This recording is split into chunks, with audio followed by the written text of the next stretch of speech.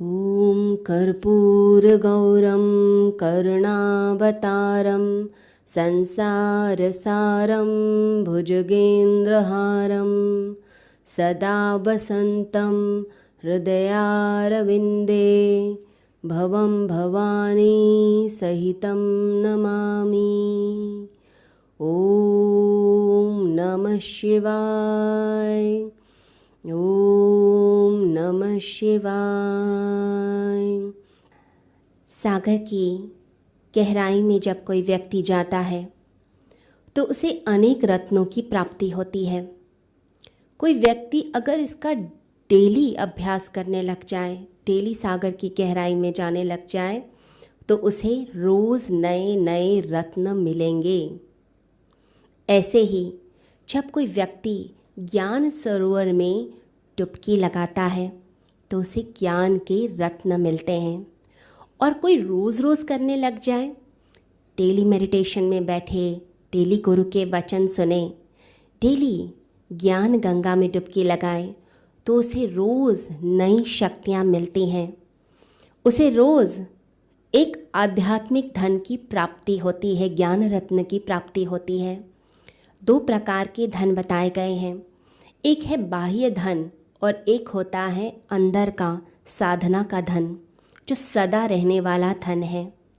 भगवान कहते हैं कि मेरे बच्चों को दोनों प्रकार का धन प्राप्त हो, बाहर भी वो सुखी हो और अंदर से भी सुखी हो। अब आंतरिक धन कैसे प्राप्त किया जाए ये हम नहीं जानते। बाहरी धन कैसे प्राप्त किया जाता है ये संसार हमें सिखा देता है। उसमें इतने ज़्यादा एफर्ट की ज़रूरत नहीं है, परंतु जो आंतरिक धन है उसे प्राप्त करने के लिए हमें गुरु की आवश्यकता होती है, जो हमें विधि बताते हैं। गुरु बताते हैं कि सदैव परमात्मा से जुड़े रहो, योगी बनो, युक्त रहो। युक्त किससे जुड़ना है? उस परम शक्ति से, उस पावर हाउस से जुड़ना है। तो उस पावर हाउस से जुड़ जाओगे तो भगवान का खजाना तुम्हारे लिए खुला हुआ है। उस खजाने से जितना चाहे ज्ञान के रत्न मोती आप ले सकते हो। तो हमें परमात्मा से जुड़ना है, क्योंकि हम उसके बच्चे हैं। जैसे पिता के धन पर बच्चे का हक होता है, वैसे ही परमात्मा के खजाने पर आत्माओं का हक होता है। तो आज उसी हक से हम एक ज्ञान का रत्न लेते हैं, एक संकल्प लेते हैं। तो आज का संकल्प हम लेंगे कि मैं आत्मा किसी की गुलाम नहीं हूँ, मैं स्वयं में शक्तिशाली आत्मा हूँ।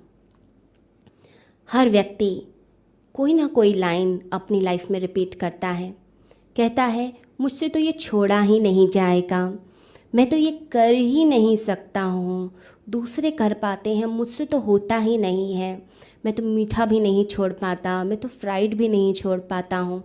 तो आप अपने आप को क्या अफर्म कर रहे हैं? नेगेटिव अफर्म कर रहे हैं।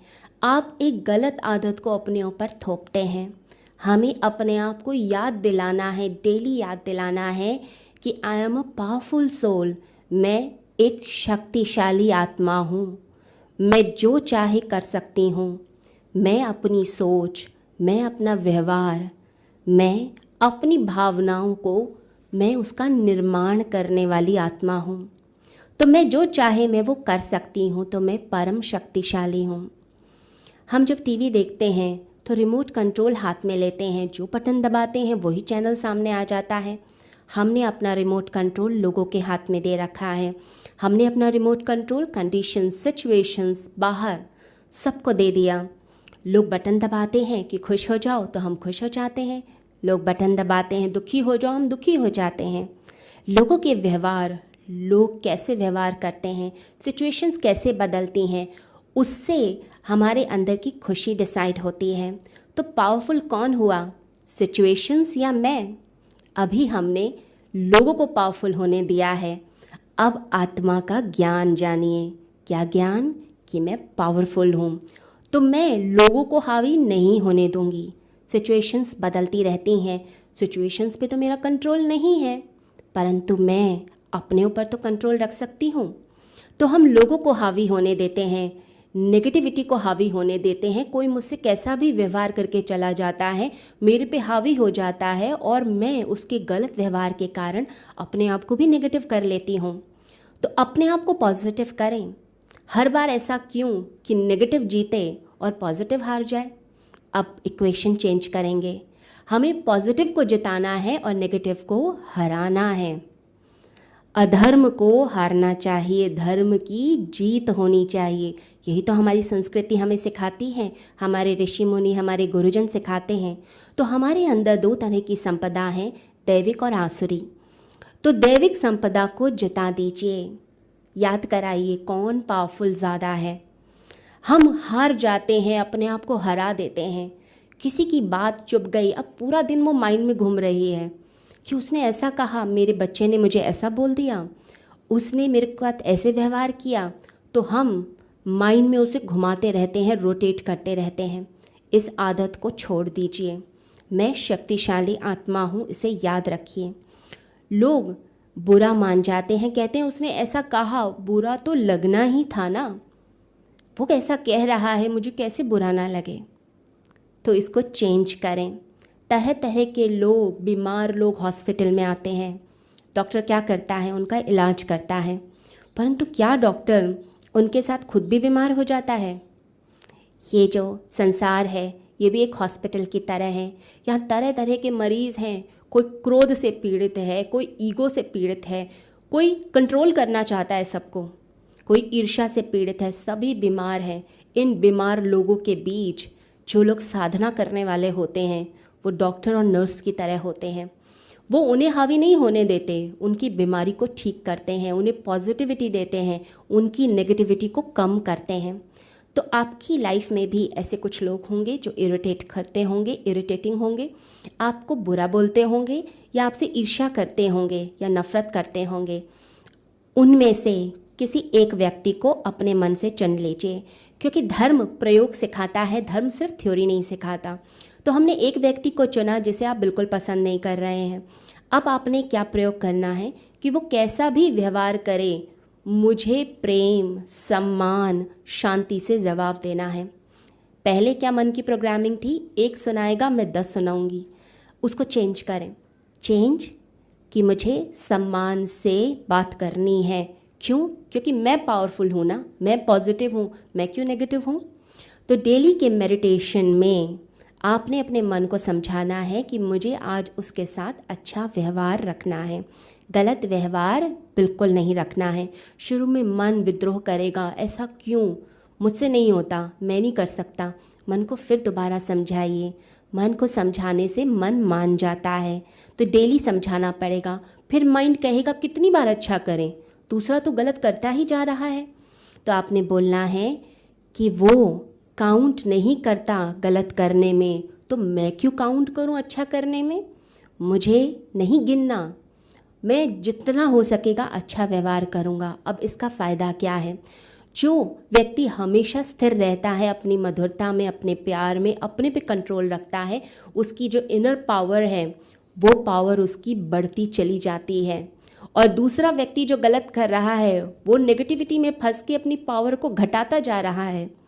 दूसरी बात, जो व्यक्ति युक्त है, योगी है, जुड़ा है, उसको बेस्ट हैप्पीनेस प्राप्त होती है। भगवान कहते हैं जो मुझसे जुड़ गया उसे परम आनंद की प्राप्ति होती है। तो भगवान से जुड़ जाइए। कोई आपसे गलत बोलता है, उस समय क्या करें? तुरंत मेंटल डिस्टेंसिंग बना लें। कोविड ने हमें सिखाया सोशल डिस्टेंसिंग, कोविड ने सिखाया मास्क लगाना। मास्क लगाइए, उचित दूरी बना के रखिए।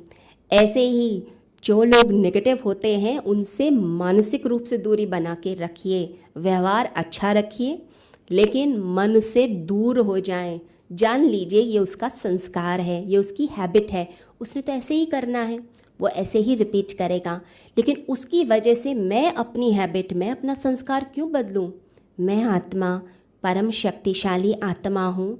मैं अपनी सोच, अपना व्यवहार, मैं अपनी भावना खुद डिसाइड करने वाली हूँ। मैं किसी के ऊपर डिपेंडेंट नहीं हूँ, मैं किसी की गुलाम नहीं हूँ। हम जैसा सोचते हैं वैसी ही हमारी दुनिया बन जाती है। हमारी जो दुनिया है, हमारा भीतर का संसार हमारे विचारों से बनता है। जब हम खुश रहते हैं, पॉजिटिव रहते हैं और अपने आप को याद दिलाते हैं मैं शक्तिशाली, मैं शक्ति का स्रोत हूँ, सर्वशक्तिमान परमेश्वर की संतानें असहाय नहीं हो सकती, वीक नहीं हो सकती, हम भगवान की संतानें हैं, तो भगवान हमें प्यार करते हैं, भगवान हमें शक्ति देते हैं। तो हम अपने आप को नीचे ना करें, हाई फ्रिक्वेंसी थॉट्स में जिएं, लो फ्रिक्वेंसी में मत आएं, क्योंकि जितना हम हाई फ्रिक्वेंसी में जिएंगे, जितना हम अच्छे अच्छे विचार करते चले जाएंगे, उतना ही क्या होगा, हम ब्लिस, एक परम सुख की अवस्था का निर्माण कर देंगे, जिसे आनंद कहा जाता है। इसीलिए कहते हैं कि गुरु के वचनों को सुनिए। गुरु अगर ध्यान सिखाते हैं उसे ज़रूर अटेंड करें। क्यों? क्योंकि पावर मिलती है आत्मा को। तो आत्मा को पावर सिर्फ या तो गुरु देता है या परमात्मा देता है। और इस संसार में तो सारे लोग हमारी पावर को डिप्लीट करने में लगे हैं। तो अपने आप को शक्तिशाली माने और अपने गुरु के चरणों में अपने आप को समर्पित करें और सर पर हमेशा ये सोचें कि मेरे गुरु का, मेरे परमात्मा का हाथ मेरे सर के ऊपर है, मेरे ऊपर कृपा है। इस अच्छी सोच के साथ आज के दिन को बिताएंगे तो पूरा दिन शक्ति से भरा रहेगा। सभी को मेरा हरिओम।